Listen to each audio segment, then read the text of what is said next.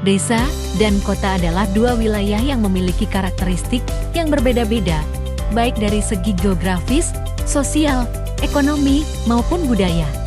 Namun, desa dan kota tidak bisa dipisahkan satu sama lain karena keduanya saling berhubungan dan mempengaruhi dalam berbagai aspek kehidupan. Desa atau pedesaan adalah kawasan yang mempunyai kegiatan utama pertanian, sedangkan kota adalah daerah pemukiman yang terdiri atas bangunan rumah yang menjadi satu kesatuan tempat tinggal dari berbagai lapisan masyarakat. Tujuan pembelajaran kita adalah menganalisis struktur keruangan dan interaksi desa dan kota. Sebelum kita mulai, mari kita simak tayangan berita berikut ini.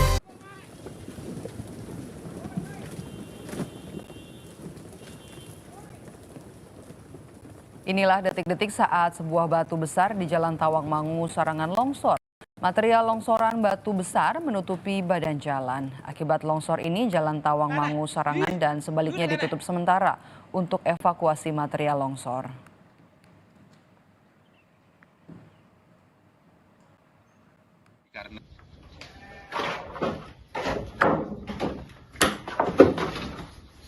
Susah gara-gara longsor jadi nggak bisa ngirim sayur ke kota.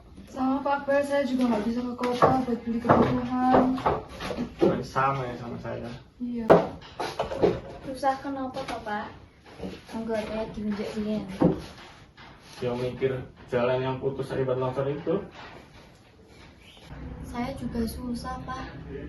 Ini toko pada tutup, sampai kulaan bingung. Ya semoga bisa cepat diperbaiki sih.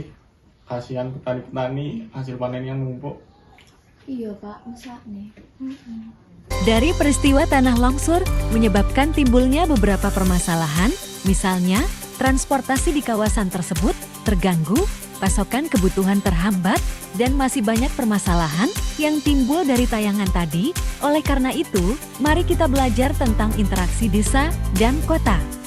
Suasana di desa, lingkungan masih terlihat alami, masih banyak persawahan, pepohonan, dan binatang ternak.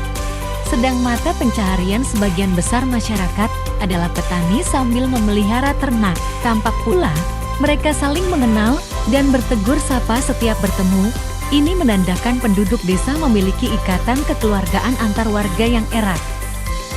Kalau kita mau tinggal sejenak di desa, maka kita pun akan tahu kalau mereka memegang teguh norma agama, hukum, dan adat istiadat.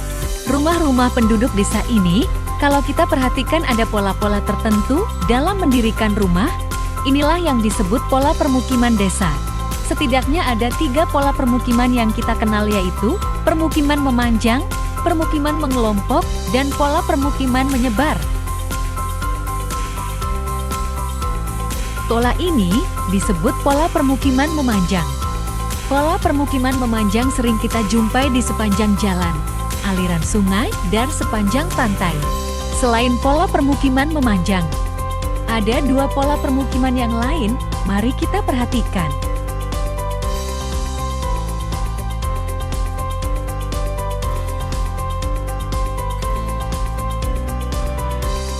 Pola permukiman penduduk ini disebut pola permukiman berkelompok.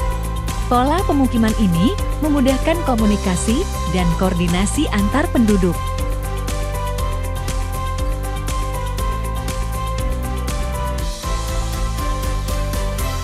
Sedangkan yang ini disebut pola permukiman menyebar. Pola ini sering dijumpai pada topografi yang kasar atau daerah yang rawan banjir. Setelah kita kenali desa, sekarang kita kenali tentang kota. Di kota, sangat jauh perbedaannya dengan di desa, terutama suasana lingkungannya. Di kota didominasi oleh gedung bertingkat, jalan lebar, reklam, serta lalu lalang kendaraan bermotor yang padat. Kota dapat dikategorikan berdasarkan besarnya sebuah kota. Kota kecil, jumlah penduduknya antara 20.000 hingga 50.000 orang. Contohnya, Kota Padang Panjang. Kota sedang, memiliki penduduk antara 50.000 hingga 100.000. Contohnya, Kota Palangkaraya.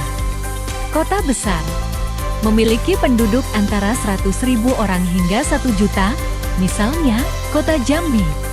Kota metropolis, memiliki penduduk di atas 1 juta penduduk, misalnya Kota Jakarta, Bandung, Surabaya, dan Medan.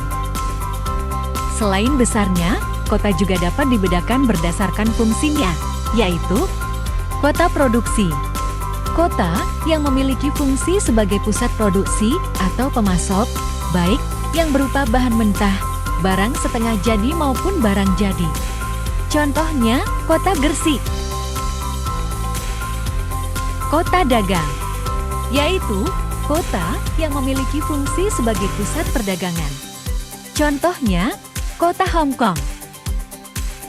Kota pusat pemerintahan, yaitu kota yang memiliki fungsi sebagai pusat pemerintahan. Contohnya, Kota Jakarta.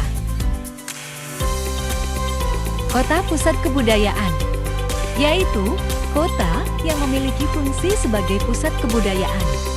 Contohnya, Kota Yogyakarta dan Surakarta. Teman-teman, dalam bermasyarakat, kita selalu berinteraksi dengan orang lain. Interaksi ternyata tidak hanya manusia, sebuah wilayah juga terdapat interaksi dengan wilayah lain. Hal ini disebut interaksi antar wilayah. Interaksi antar wilayah yang kita bahas kali ini ialah interaksi antara wilayah desa dan kota. Interaksi antara desa dan kota merupakan hubungan timbal balik yang saling berpengaruh. Faktor yang mempengaruhi interaksi tersebut adalah komplementaritas, yaitu saling melengkapi. Contohnya, desa menyediakan bahan makanan untuk kota, dan kota menyediakan produk-produk alat pertanian untuk desa. Transferabilitas, yaitu kemudahan pengiriman barang dan jasa yang surplus dari satu tempat ke tempat lain. Intervening opportunity, yaitu upaya untuk mencari kesempatan di tempat lain yang lebih menguntungkan. Hal ini bisa kita lihat dengan banyaknya anak muda desa yang pergi ke kota untuk mencari pekerjaan.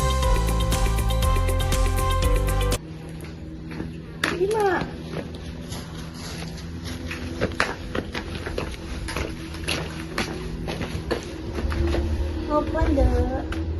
Ini mak, aku mah ngomong. Kan aku kan wisuwe nganggur iki. Nah, aku meh minta izin tinggal kerja ning kota. Ning kota kerjanya apa? Ya apa wae mak, apa wae ning kono golek. Sebenarnya mah nggak ikhlas jauh dari kamu, tapi kalau kamu di sini terus kan nggak ada kerjaan toh. Iya, kalau izin mak. Ya udah mak izinin. Hati-hati dong di sana. Terus jangan lupa sholat ya, sering kabar-kabarin mah. Kekuatan hubungan kota dengan desa tergantung pula dengan jarak keduanya. Semakin jauh letak dari desa ke kota, maka semakin lemah pula interaksinya. Akses transportasi meliputi jalan raya atau jembatan yang menghubungkan keduanya yang sangat berpengaruh. Wilayah interaksi ini akan membentuk lingkaran-lingkaran dimulai dari pusat kota sampai ke wilayah desa. Zona-zona interaksi desa dan kota oleh Bintarto dijelaskan sebagai berikut. 1. City diartikan sebagai pusat kota. 2. Suburban, suatu wilayah yang lokasinya dekat pusat atau inti kota dihuni oleh para pengaju. 3. Suburban French, suatu wilayah peralihan antara kota dan desa. 4. Urban French, suatu wilayah batas luar kota yang mempunyai sifat mirip kota. 5. Rural Urban French, wilayah yang terletak antara kota dan desa yang ditanda dengan pola penggunaan lahan campuran antara sektor pertanian dan non-pertanian. 6. Rural atau wilayah desa yang masih menitik beratkan pada kegiatan pertanian. Interaksi desa dan kota membawa sejumlah dampak positif bagi desa. Di antaranya meningkatnya literasi dan tingkat pendidikan di pedesaan, meningkatnya produktivitas pertanian karena menggunakan teknologi tepat guna, dan semakin memadainya berbagai fasilitas umum di desa. Sementara itu, bagi kota interaksi ini juga membawa dampak positif Antara lain tercukupinya bahan makanan yang dipasok dari desa, tercukupinya tenaga kerja, dan produk yang dihasilkan kota dapat terserap atau terjual ke pedesaan. Meski memiliki dampak positif, terdapat juga dampak negatif dari interaksi ini. Bagi kota, arus urbanisasi menyebabkan problem hunian seperti sanitasi buruk dan sampah. Sementara bagi desa, interaksi ini menyebabkan perubahan gaya hidup masyarakat yang mulai hedonis dan memudarnya nilai-nilai budaya luhur yang selama ini dipegang masyarakat desa. Pembahasan materi tadi dapat disimpulkan bahwa interaksi desa dan kota dapat terjadi apabila ada: pertama, komplementaritas yaitu saling melengkapi. Kedua, transferabilitas yaitu kemudahan pengiriman barang dan jasa. Ketiga, intervening opportunity yaitu upaya untuk mencari kesempatan di tempat lain yang lebih menguntungkan. Di samping itu, interaksi desa dan kota memiliki dampak positif dan negatif bagi desa dan kota itu sendiri. Sampai di sini dulu perjumpaan kita. Selalu jaga kesehatan, terus belajar, tetap semangat. Terima kasih.